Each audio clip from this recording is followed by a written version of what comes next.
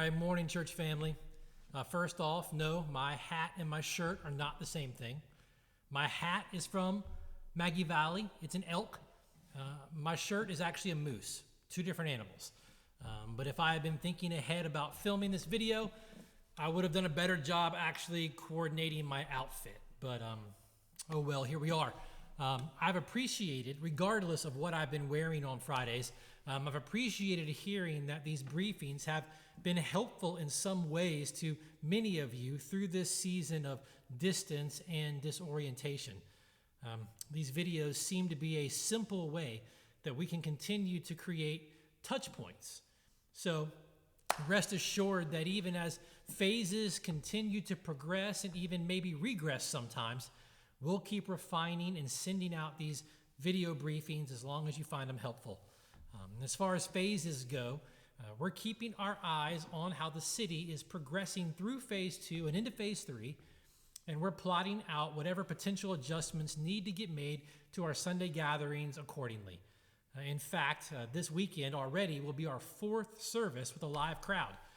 And on behalf of the staff and the pastors, I just want to say thank you to those of you who have come for the way that you've been so willing and so gracious to comply with all the restrictions that are in place.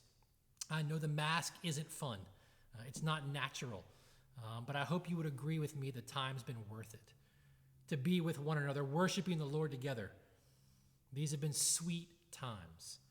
And I'm with you. I'm looking forward to the day when we're all able to gather together shoulder to shoulder again. But for now, we're going to continue to move forward as we seek to balance our eagerness to gather together with our reasonableness to comply with all of the present health regulations. I mean, honestly, so much of the Christian life is like this, trying to balance this tension.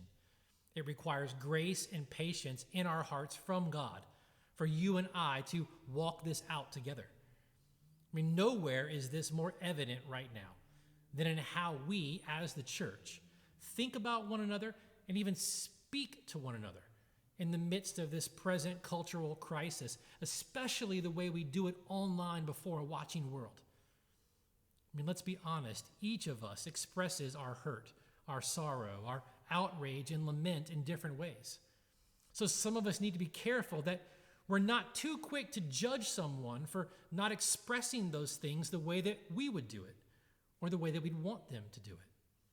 They might actually be taking a lot of personal action in their life in ways that you don't know, that you can't see, and that they choose not to post on social media for everyone else to see. And that's okay. But at the same time, we also need to be very careful not to equate everything that someone communicates online about what's going on as their attempt to virtue signal. I mean, speaking in a public manner about things that are happening in our world today does not automatically equate to virtue signaling. And some of us, frankly, just need to pump the brakes a little bit on how quickly we're willing to judge the motives of another brother or sister so quickly. I mean, honestly, I know how these two things both reside in my own heart. I mean, what we all need right now is grace and patience with one another to walk out this tension. Both of those things that left to ourselves, we are in very short supply of right now. But they're two things that God never runs out of, that God never tires of cultivating in his people.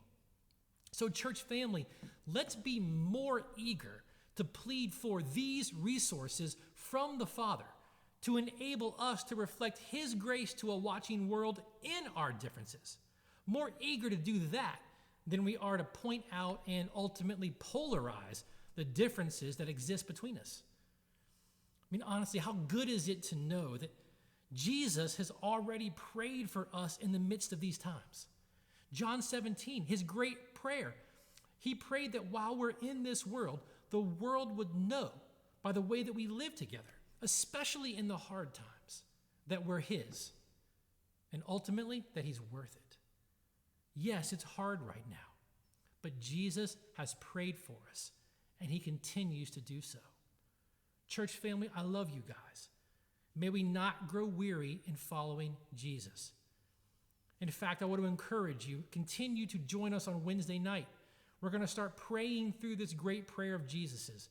Apart from that, I hope to see you on Sunday, in person or online, this week as we begin to look at the parable of the wheat and the weeds in Matthew chapter 13. Either way, I love you. Your pastors love you. And we look forward to seeing you again. Have a great weekend.